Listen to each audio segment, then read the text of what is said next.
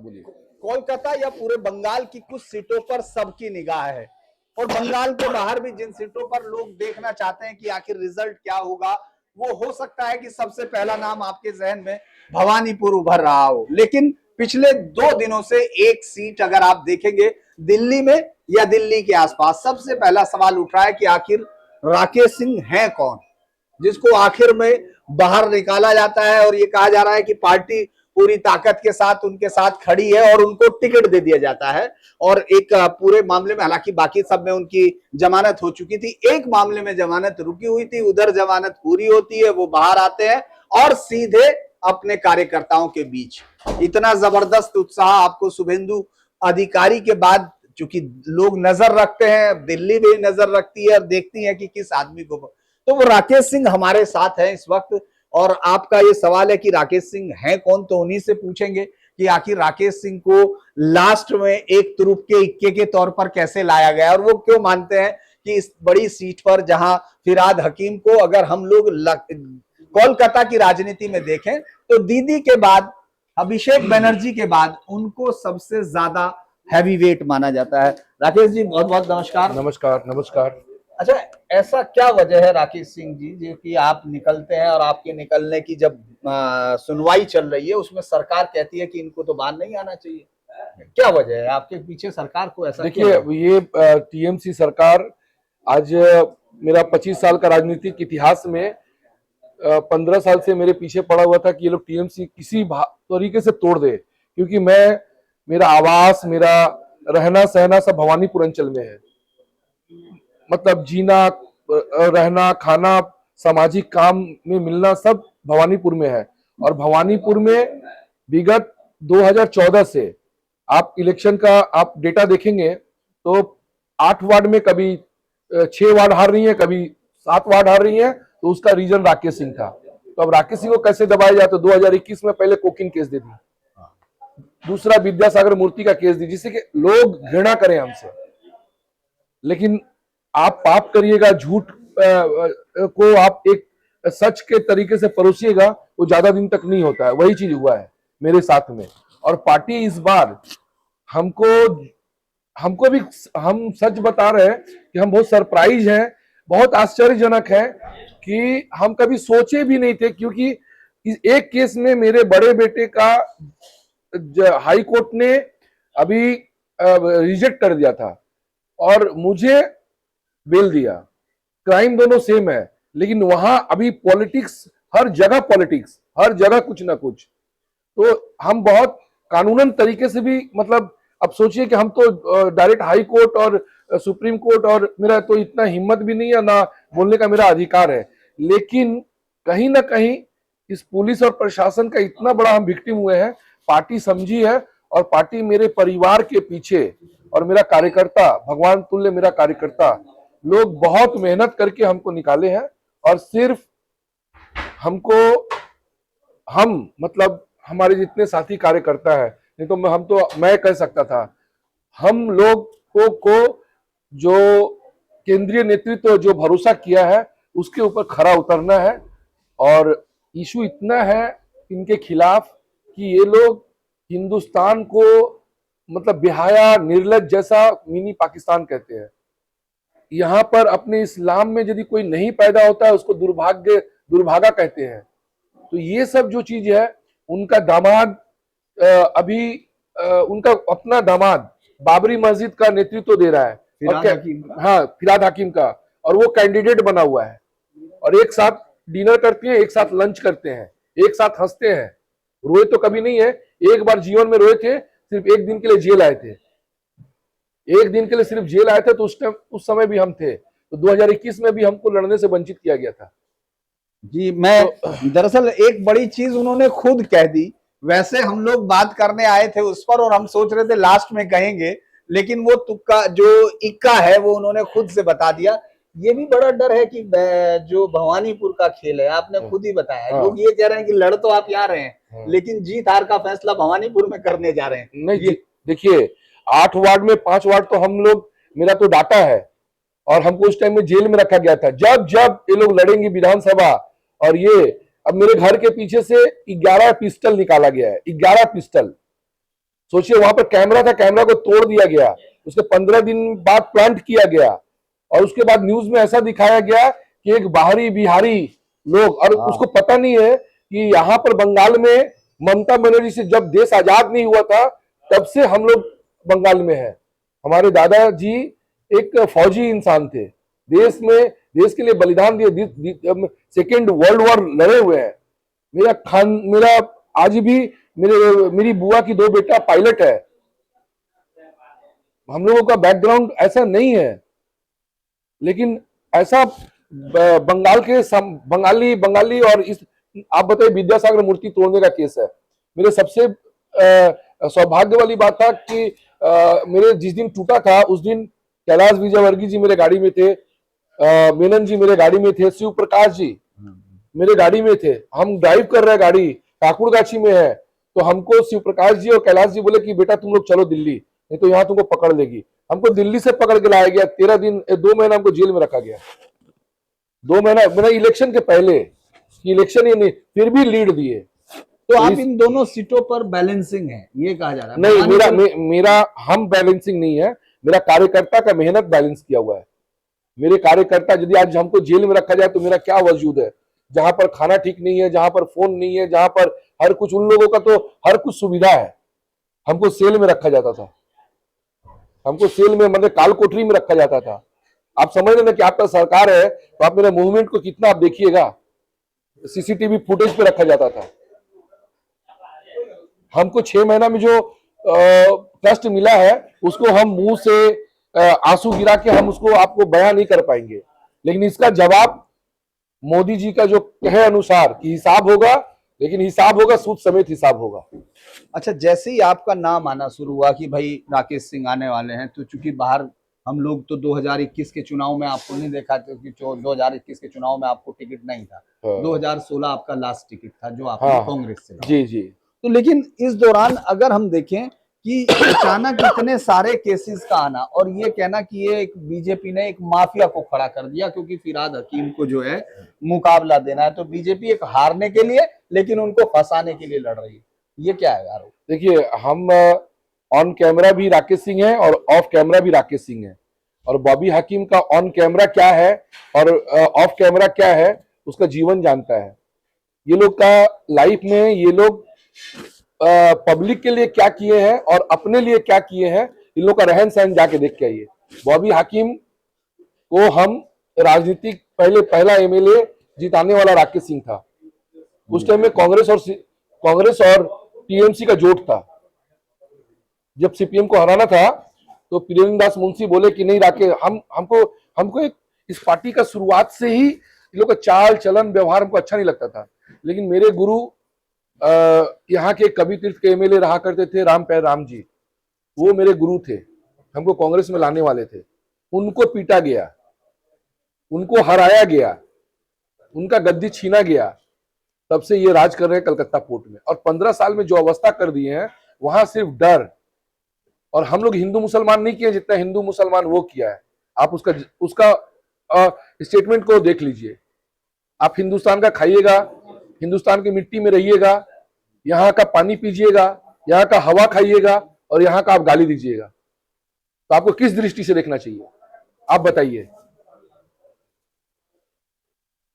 आप उनके उन बयानों की तरफ इशारा कर रहे हैं कि 50% से ज्यादा उर्दू बोलेंगे। अरे बोले, हम इशारा क्यों करेंगे? आदमी का अंदर का मन का बात जब एक महफिल में आ रहा है, एक सामाजिक आपका सामाजिक डोम में आ रहा है, तो आपको तो समझना पड़ेगा कि उनका अंदर का सोच क्या है।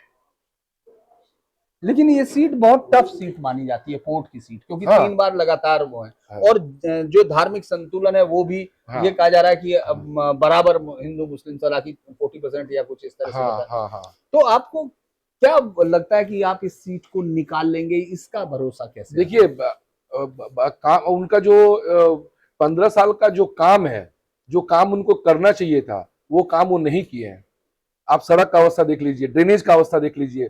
आपको हम यदि अब हम डोर टू डोर चलेंगे तो उनका हम इलाका को दिखाएंगे कि वो किस तरीका का जीवन लीड करते हैं। नेता जो है हम लोगों का, जो हम नेता है, किसके नेता है?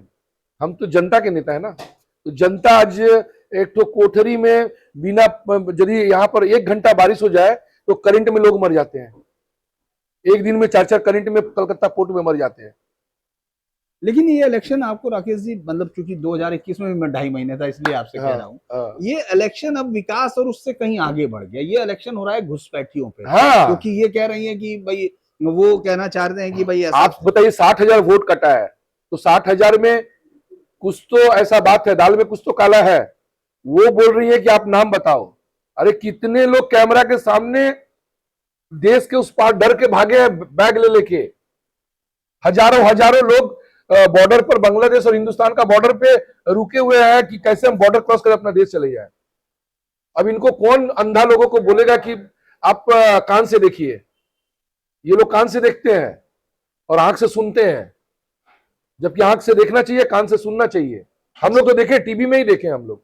हाँ वो तो सब लोगों ने रिपोर्टर्स ने दिखाया। हाँ? लेकिन आप इस खौफ से निकाल पाएंगे, क्योंकि 2021 के बाद का जो जिस तरह मेरे हमला हुआ, कार्यकर्ता पर इतना भरोसा है मेहनत का, कि हम लोग जिस परिवार से आते हैं, हम लोग उस परिवार में एक ही चीज सिखाया गया है, सबका साथ, सबका विश्वास और सबका प्रयास।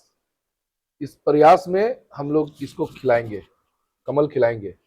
अच्छा आप थोड़ा सा जो अपना प्रयास है वो भवानीपुर में भी करेंगे पार्टी के लिए? नहीं, भवानीपुर मेरा हाई कोर्ट का ऑर्डर है, तो मेरी माता श्री का घर में हम हैं, और वहां पर भी हम लोग का अपना मकान उकान है जहां पर भवानीपुर में है। तो आज हमको कलकत्ता हाई कोर्ट कुछ कंडीशन दिया हुआ है, जिसकी वजह से हम भवानीपुर में जा नहीं सकते हैं। ये लोग 2 घंटा सिर्फ लड़े हैं हाई कोर्ट में कि भवानीपुर में मत दीजिए, भवानीपुर में मत दीजिए। तो जज साहब बोले कि भाई क्यों, क्या हो गया ऐसा, भवानीपुर में मत दीजिए। आप यदि ऑनलाइन है, यूट्यूब पे है, आप देख सकते हैं। जस्टिस क्या जस्टिस का हाई कोर्ट के हैं, उनसे 2 घंटा ये लोग सिर्फ एक ही चीज के लिए गिड़गिड़ाया है कि उनको भवानीपुर ढुकने मत दीजिए। तो उनका भी कुछ बात को रखा गया। तो अभी फिर हम लोग अभी बेल कैंसिलेशन के लिए आज गए थे, तो अब इन लोगों का कहना है कि राकेश आज आपकी बेल कैंसिल है? हाँ, कैंसिलेशन भी उनका आज हारे हैं ये लोग। मतलब सिंगल बेंच का ऑर्डर को डबल बेंच में चैलेंज करके ये लोग गए थे कि जेल से निकल के भवानीपुर से अपना घर आए हैं। तो बताइए कि वहां क्या मेरा ऐसा प्लेन लैंडिंग करेगा? आने का रास्ता है कि भवानीपुर ही क्रॉस करके हमको आना पड़ेगा। हमको तो बांग्लादेश होके तो आना नहीं पड़ेगा इतना घूम के। तो उसके लिए लोग गए थे हाई कोर्ट में डबल डिवीजन बेंच में कि इनका बेल कैंसिल किया जाए। ये कंटेम्प्ट किए हैं। आप सोचिए कि इनको क्या दर्द है, इनको कैसा दहशत है। अच्छा क्या ये डर है? मैं बस एक बात और आपसे जानना चाहता हूँ, क्योंकि ये जो भवानीपुर का मामला है कि भाई आपको भवानीपुर में ना आने दिया जाए, ये पहले से ही आपको लगता है प्लान किया गया होगा? इसीलिए आज सोचिए ना कि 6 महीना से रखा जा रहा है, 16 तो केस दिया गया जेल में रख के। क्या तो हम फोन से किसी को पैर तुड़वा दिए? हम मेरे घर में आज से 3 साल पहले रखे थे एक आदमी का 164 करा के, ये अस्त्र वस्त्र मेरा है। हम गाड़ी एक्सीडेंट करा दे रहे हैं, हम पुलिस को गाली दे रहे हैं। ये सब कोई केस है बताइए? तो 16 केसेस। आपके बेटे मेरा बड़ा बेटा को अभी भी जेल में रखे हैं। 20 तारीख को फैसला है सुप्रीम कोर्ट में। 20 तारीख को जी, बांसुरी तो स्वराज आपको ये भी लगता है कि जो आपकी बेल कैंसिलेशन है इसके लिए हाँ जाएंगे, हम लोग कैबिनेट करके रखे हैं। अच्छा ये जाएंगे? जी जाएंगे सर। इन लोगों के पास सरकारी पैसा है ना, इन लोगों के पास में पाप करने के लिए सरकारी पैसा है। ये सब पाप है। आप सोचिए कि आज यदि हम रो रहे हैं, हम तकलीफ पा रहे हैं, तो दिन के बाद रात होता है और रात के बाद दिन होता है। ऐसा हम लोगों का राजनीति यहाँ बंगाल का नहीं था।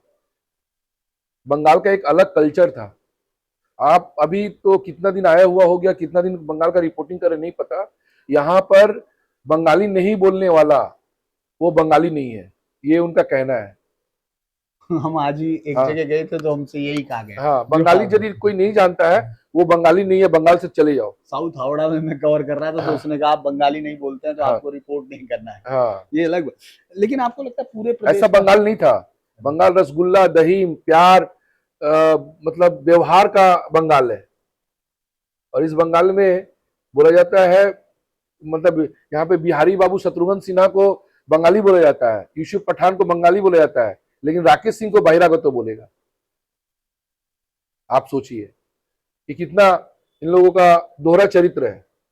पूरे प्रदेश में आपका क्या है असेसमेंट आपकी पार्टी का? कोई नहीं बचा पाएगा इस बार का। आपको हम अपना राजनीति छात्र के हिसाब से जो हम फील किए हैं, इस बार हर इंसान, टीएमसी जो करने वाले हिंदू हैं, जो सीपीएम करने वाले हिंदू हैं, जो कांग्रेस करने वाले हिंदू हैं, इस बार सब मन बना के है। गुस्सा अंदर में है कि प्रकाश नहीं करना है, सिर्फ बैलेट में देना है। ये गुस्सा है इस बार 2026 वाला गुस्सा कि इन लोग, आप किसको 25-26 हजार आप नौकरी खाए हैं, उन बच्चों का, उस परिवार का क्या होगा? उस परिवार का क्या होगा? आप 1500 रुपया का एक नया नाटक करके कि युवा साथी और ये सब साथी दे दिए हैं, और आप वोट ले लीजिए। वो आपका पैसा भी जाएगा, पैसा तो उनके घर का नहीं है, हम लोगों का टैक्स का पैसा है। लेकिन हर जगह तो राकेश सिंह उम्मीदवार नहीं है कि भाई ये जिसके वोटर को ये लगे कि हमारे साथ कुछ नहीं होगा। नहीं, बाकी सब जगह तो डर होगा, जो पिछली बार 2021 वाला डर अब नहीं, उसका भी एक रीजन है कि इस बार जो इलेक्शन कमीशन जितना टाइट किया है, जो ये लोग झाड़ू और ये लोग अब बात से इंसान को, अपना कैडर लोग को ललकार के, अभी देखिए कि मोथाबाड़ी में क्या हुआ। हाँ। जो लड़का को अभी जेल में डाला गया है, मफिजुल मफिकुरुल इस्लाम, हाँ। वो तो इनका प्रोडक्ट है, मेड इन ममता बनर्जी है, इनका हाथ का बना हुआ है। और ये खुद से बोल रही है कि हमने पकड़ लिया है और ये एमआईएम का है। मतलब अपना सोचिए कि कैसा इन लोगों का कैरेक्टर है। अब बताइए, खुद बनवा रही, अपना एमएलए से खुद बनवा रही है। अरे हम लोग का सरकार रहता तो अतीक अहमद बन जाता ही अभी तक, हुमायूं कबीर। तो इस बात का फर्क पड़ेगा आपको लगता है, जैसे बाबरी मस्जिद का और इस तरह का? यस, बहुत बड़ा फर्क पड़ेगा। आप कैसे कर सकते हैं? आज हम लोग हिंदू मुस्लिम, हिंदुस्तान का हिंदू मुस्लिम उसी केस को लेके, अब मेरा मंदिर तोड़ा गया है, मंदिर में रामलला का मूर्ति पूजा के लिए इतना बड़ा बवाल हुआ है, इतना शहीद हुआ है, और उसको हम लोग 800 साल के बाद मंदिर बनाए हैं। फिर उसके नाम से ये मंदिर बनाने की क्या जरूरत है? आज राज्य सरकार के पास में कम पावर है लॉ एंड ऑर्डर के लिए, उस जगह को सील कर देना चाहिए था। और एसआईआर का फायदा मिलेगा बीजेपी को? यही सब फायदा मिलेगा। तो मुझे लगता है कि हम लोगों ने राकेश जी से बहुत लंबी बातचीत की है, और तमाम दर्शकों को ये पता चला कि वो जो केसेस हैं उनके कारण क्या है। तो आप 80 के 80 केसेस ऐसे कितने केसेस आपके? 101। अच्छा, अभी 101 है। 26 केस हम एक्यूटल हुए हैं। अच्छा, 26 केसेस में हम एक्यूटल हुए हैं, क्योंकि आपको लास्ट में तो कांग्रेस दफ्तर में घुसने के लिए कहा गया। हाँ, वहीं से स्टार्ट हुआ है इन लोगों को। इन लोगों को सबसे बड़ा मुद्दा मिला है, और वहां पर मेरे को जो केस दिया गया, अरे भाई, हम राहुल गांधी पर काला रंग का, यदि आप बताइए, स्वर्गीय हमारे प्रधानमंत्री की मां को यदि गाली दिया जाए तो एक कार्यकर्ता का क्या दिल बनता है कि मेरे जो सरदार है, जो मेरे सेवक है, जिसको पूरा दुनिया पूजता है, उसकी मां को जिस तरीके से अभद्र भाषा से वो सब भाषा को बोला जाता है, यदि उन लोगों को यदि हम लोग सबक नहीं सिखाएं तो ये तो कल उससे भी ज्यादा बोलेंगे। तो अब तो गांधी जी का युग नहीं है, एक मारोगे तो हम 3 मारेंगे।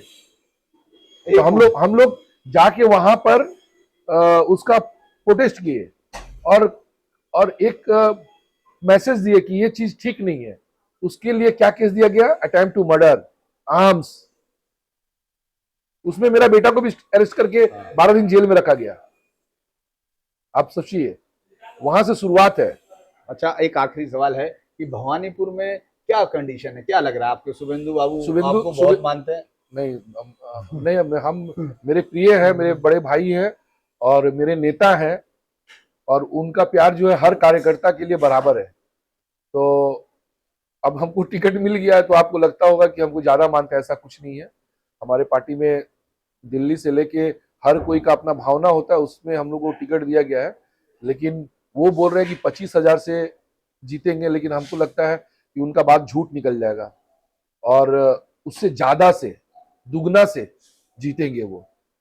सच्चाई है। विश्वास है आपको? क्योंकि हाँ, 4 तारीख को फिर आपके साथ होंगे। हाँ, आप देख लीजिएगा, आप देख लीजिएगा। आप देख लीजिएगा।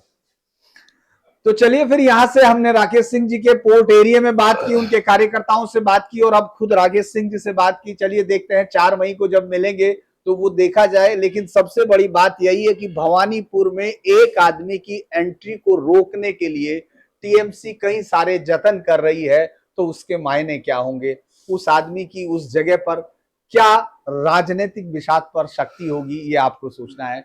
आपके लिए इतना ही, फिर मुलाकात होती है। नमस्कार।